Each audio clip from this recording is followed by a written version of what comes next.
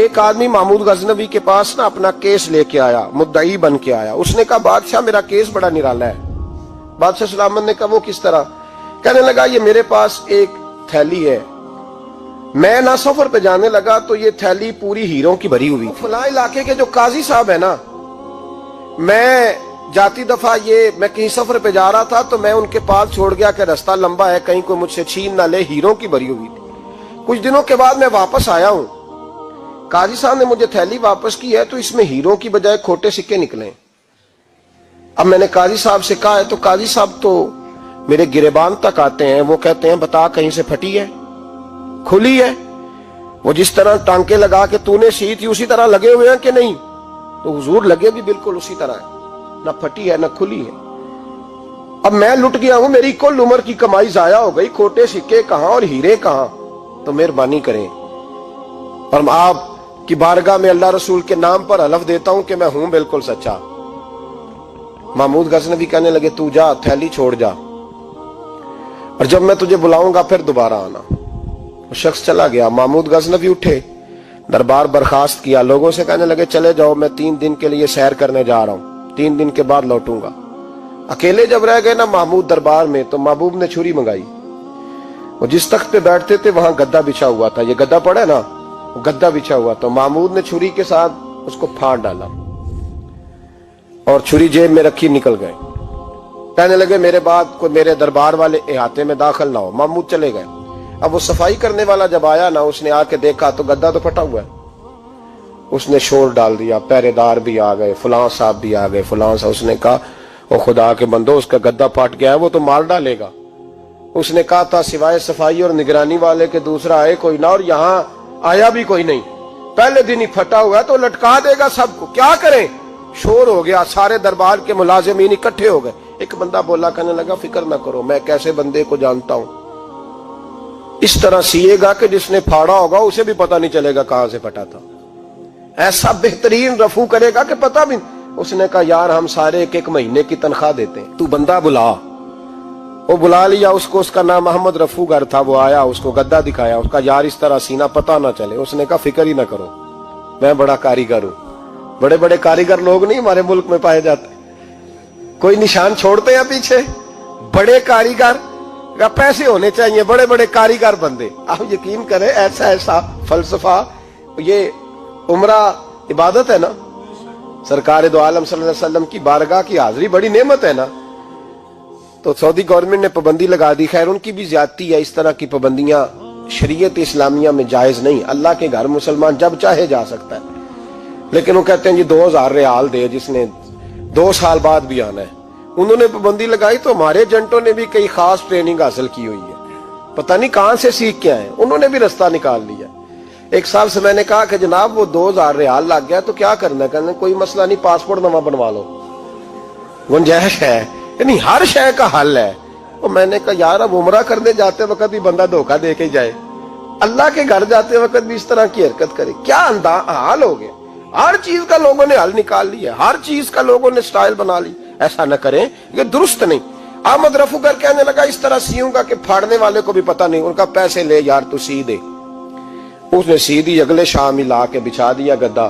تیسرے دن بادشاہ سلامت آئے، آ کے پہلی نظر گدے پہ ڈالی. اس نے بلایا سب ملازمین کو، کہا کس نے سیا ہے؟ کہا جناب کیا ہوا؟ کہا یہ پھٹا ہوا تھا. کس نے؟ کہا نہیں پھٹا ہی نہیں. وہ کہنے لگے بنو بات، میں خود پھاڑ کے گیا تھا. تو بتاؤ صحیح سیا کس نے ہے؟ کہا جناب آپ پھاڑ کے گئے تھے تو بتایا کیوں نہیں؟ فرمانے لگے اسی لیے تو بتایا نہیں تھا کہ تم خود تحقیق کر لو. بلاؤ بتاؤ سیا کس نے. تو بلا لیا. احمد رفو گر آ گیا. اس کو جب بلا کے سامنے بادشاہ کھڑا کیا، کہا بھئی تو نے سیا ہے؟ کہنے لگا حضور آپ کے سارے ملازم کٹھے ہو کے آئے تھے، میری غلطی کوئی نہیں. کہا نہیں یار تو بڑا کاریگر ہے، میں نے اپنے ہاتھ سے پھاڑا تھا پر مجھے بھی نہیں پتا چل رہا کہاں سے پھٹا تھا. اچھا یہ بتا یہ تھیلی جو ہے یہ بھی تو نے سی تھی؟ اس نے کہا جی آپ کے خادم کا ہی کارنامہ ہے، وہ فلانے علاقے کے قاضی صاحب آئے تھے، اس میں سے ہیرے نکال کے تو کھوٹے سکے بھرے تھے تو مجھے بھی تھوڑا سا حصہ ملا تھا. محمود نے سارے گواہ بھی اکٹھے کر لیے، ثبوت بھی اکٹھے کر لیے. پھر قاضی کو بلایا، پہلے سارے ثبوت اور گواہ کیس حل کر لیا. پھر ہمارے ہاں یہ حال ہوتا ہے کہ مدعی 2-3 ہفتے کے بعد خود ہی ہاتھ باندھ جاتا ہے، कहता तुसी मेरी जान छड्डो, मुजरम फड़ो भावे ना फड़ो। वो कहता है मुझे माफी दो, मैं रहा। जुल्म है ना, जुल्म, ज्यादती है कि जो बेचारा इतने सवाल मुजरम से नहीं होते जितने मुदई से होते। आप यकीन करें इतने सवालात होते, बेचारा हफ जाता है। ये तरीका दुरुस्त तो नहीं। एक लुट गया और दूसरा तरह तरह के सवालों के जवाब देता फिरे बेचारा। सारे सबूत इकट्ठे करके काजी साहब को बुलाया, तन्हाई में ले जाके महमूद गजनवी ने कहा काजी साहब आपसे गलती हो गई, गरीब आदमी था, वो लुट गया है, उसने तो बड़ी मुश्किल से कुछ हीरे जमा किए थे और उसकी कुल कायनात थी, तो आप उसका माल उसे दे दें, बात खत्म। काजी साहब कहने लगे आप मुझ पे इल्जाम लगा रहे हैं, सवाल ही नहीं पैदा होता। आप मेरी दाढ़ी देखें, आप मेरा एजाज देखें, दुनिया जानती है मैं। कहा काजी साहब इंसान भूल ही जाता है, बंदा भूल जाता है, गलती होगी, माल ने कहा नहीं सब। कहा मैं तन्हाई में पूछ रहा हूं, मैं उस वक्त पूछ रहा हूं जब दूसरा मौजूद कोई नहीं।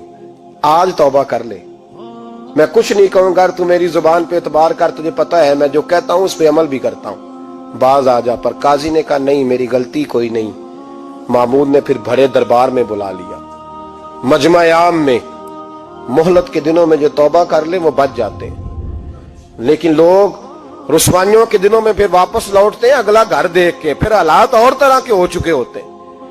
जब भरे दरबार में काजी को बुलाया, भाई तू मानता है कि नहीं? उसने कहा नहीं। तो कहा बुलाओ अहमद रफूगर को। जब अहमद रफूगर आया तो बूढ़े काजी की टांगे कांपने लगी, जुमले टूटने लगे, लफ्ज जमीन पर गिरने लगे, बात सही नहीं होती, जुबान लड़खड़ाने लगी। महमूद कहने लगे काजी मैंने तुझे कहा था वहां मान जा बात, अब भरे दरबार में बोल। तो जब काजी साहब की गर्दन खुद ब खुद झुक गई तो दुनिया समझ गई। कहा निकल जा मेरे दरबार से। महमूद बोले निकल जा, इतनी तुझे इज्जत दी, इतनी बड़ी तनख्वाह दी, काजी बनाया, और ये छोटी सी रकम के लिए, थोड़ी सी रकम के लिए तू बददियानत हो गया, चल चला जा, निकल। काजी दरबार से निकला तो लोग लानतें बरसाने लगे। कल जो दुकानें छोड़ के सलूट करने आते थे वो कहने लगे इसकी उम्र देखो, इसके काम देखो, देखो इसने क्या किया। घर गया, बच्चे जिनके लिए पाप कमाया था, जिन्ना ली तू पाप कमाए हुन किथे नहीं हो तेरे घर दे। वो बच्चे कहने लगे अब्बा जी हम तो स्कूल मदरसा जाने के काबिल नहीं रहे, उम्मीद थी कि बीवी साथ देगी। वो कहने लगी मैं मेके कैसे जाऊंगी, गली की औरतें तरह तरह की बातें बनाती हैं। और भाई कामयाबियों के बड़े सरबराह होते हैं, कोई कामयाब हो जाए तो सारे कहते हैं मेरी सपोर्ट से हुआ है। नाकामियां हमेशा यतीम होती हैं, नाकामियों का कोई सरबराह नहीं होता। जब तक तो काजी था तो बड़े बात थी, हर बंदा कहता था रिश्तेदार है। रुसवाई हो गई तो वो तेरी आंख हो या संगे मलामत की चुभन, कौन पहुंचा है मेरे दर्द की गहराई तक।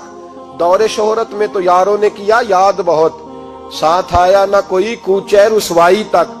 और मियां साहब कहने लगे सारी उम्र ही आटा गुद है, मैं लखा कीते नहीं पेड़े, अब वक्त आया ही ते मोहम्मद बख्शा कोई नहीं हूं बैठा नेड़े। हालात ही बदल गए। काजी खामोशी से अंदर चला गया, अपनी रुसवाई समेट के बिस्तर पे लेटा। ना रोटी की भूख लगी, ना पानी की प्यास लगी, ना नींद आई, सारी रात तड़पता रहा। सवेरे घर वालों ने दरवाजा खोला तो रूह परवास कर गई थी, दुनिया छोड़ गया। हजरत अबू नूर अलैहिर्रहमा बोले, फरमाने लगे याद रखो कभी बददियानती ना करना, कभी। ये तो महमूद गजनवी की अदालत थी, कयामत में रब करीम की अदालत लगेगी। और फरमाया वहां तो गवाही देने वाला अहमद रफूगर था, कयामत में तो तुम्हारे अपने हाथ पैर गवाहियां देंगे, हमारा अपना वजूद गवाही देगा। और फरमाया यहां तो लानते दुनियादार बरसाते थे, वहां फरिश्ते होंगे। और काजी को तो मौत आ गई थी, कयामत में तो दोबारा मौत भी कोई नहीं आएगी, वहां तो रहना है। और